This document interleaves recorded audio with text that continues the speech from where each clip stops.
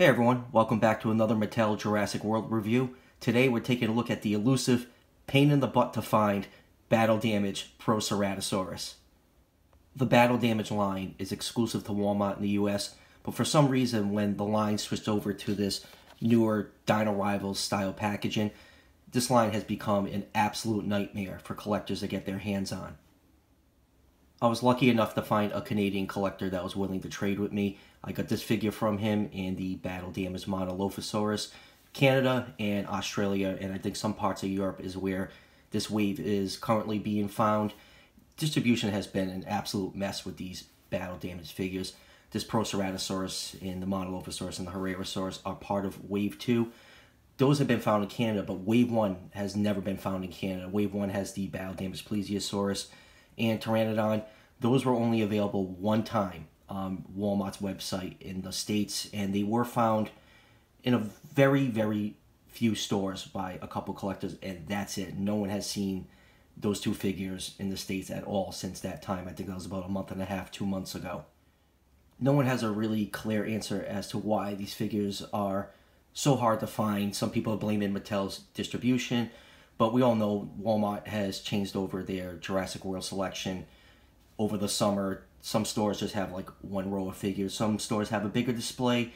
I think it's partly Walmart not ordering the figures because some of my Walmarts don't even have a spot for these smaller battle damaged figures. Only one out of the 3 Walmarts I frequently hit has a spot for them. They just still have the old ones hanging there on rollback for about $7 each.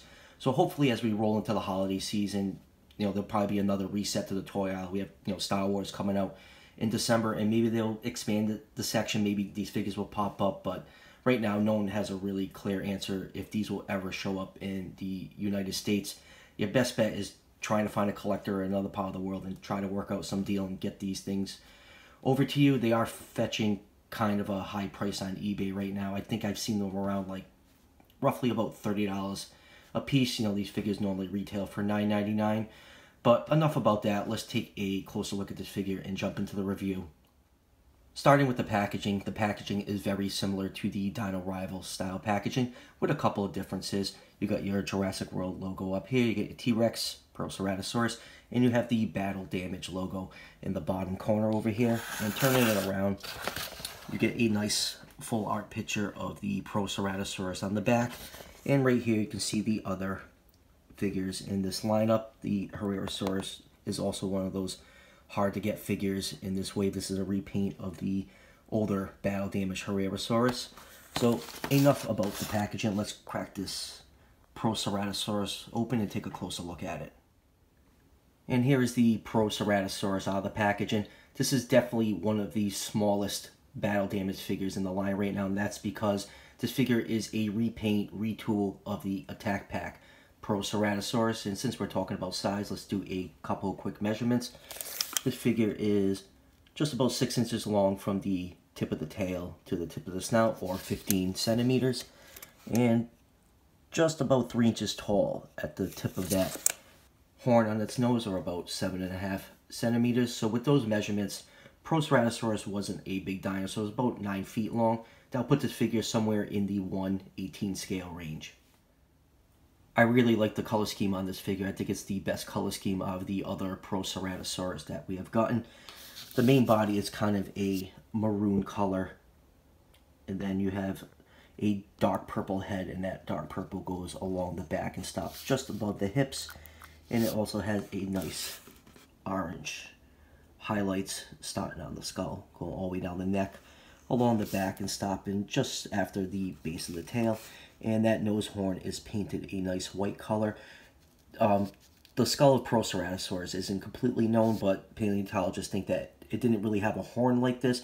It was more of a ridge type crest, kind of similar to Mattel.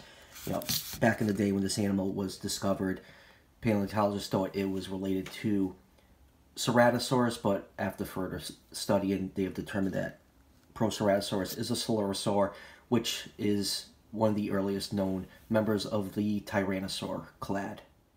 You can see the teeth are painted in white, and the eye is done in yellow with a black pupil. And spinning it around, you can see on this side of the figure, the eye on mine is not painted correctly.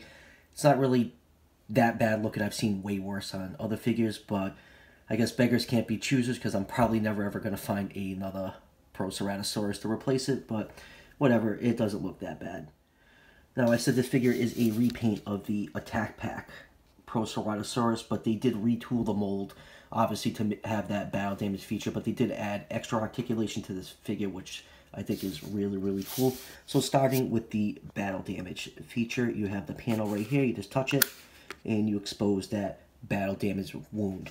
Now, moving on to the head, its mouth can open and close. Very, very, very tight. There we go.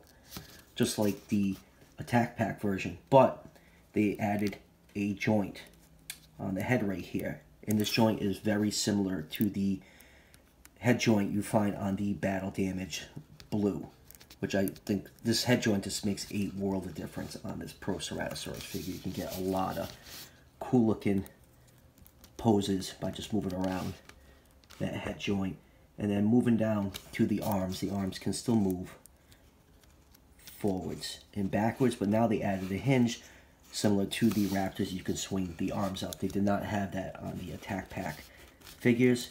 And the legs can move forwards and backwards, and the tail is articulated, just rotates. That's it for articulation.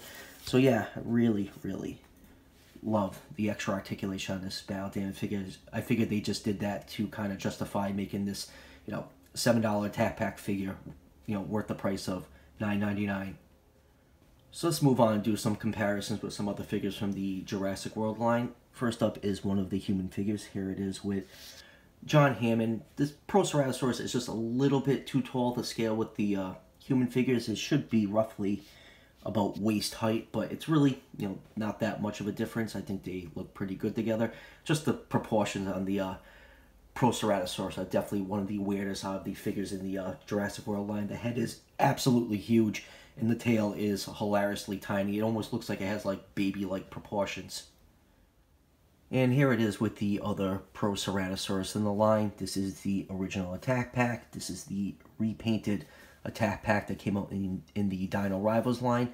And this is the basic Proceratosaurus. And I like displaying these figures with the basic figure. I kind of consider the basic one the adult. And these are its hatchlings that it's watching over. And here it is with some of the newer Jurassic World figures. This is the new gray Triceratops, and this is the brand new Amargasaurus. Absolutely love this Amargasaurus figure. If you want to check out the review for that, I'll leave a link up here. Definitely a fantastic figure. And here it is with some of the other battle damage figures in the line. You know, for some reason, Walmart seems to favor the larger battle damage figures. You know, the Albertosaurus came out at the beginning of the year, and you can still find it in stores right now. And, you know, most of my Walmarts, the shelves are just clogged with this Ultimate Baryonyx set, and for some reason they just are ignoring the smaller figures in the line, which is a shame. These are really great figures, and I hope something changes really soon for collectors to get these hands on these figures, because they are just absolutely great. I love this Proceratosaurus. All that extra articulation just makes a world of difference on the figure. And, you know, since Walmart seems to favor these larger figures, I really do hope that the new Battle Damage Spinosaurus will be easy to find for collectors. I just don't want to see... We all know what happened with the Legacy Collection Spinosaurus, so you know this new Battle Damage Spino is definitely going to be a hot item for collectors. So, final thoughts on this Proceratosaurus. I really, really do like this thing. Like I said, the extra articulation is just fantastic on it. Love the color scheme. You know, the biggest problem is just trying to find one. I think on eBay, I think they're going for roughly around $30 each, plus shipping, and they're usually coming from another country, so shipping's going to be pretty high. But I really do hope something changes in the future, because these new figures are just fantastic. So anyways, that will do it for the review. As always, don't forget to hit like and subscribe. Each subscription helps out the channel tremendously, and I'll greatly appreciate it. And I'll see you guys for the next one.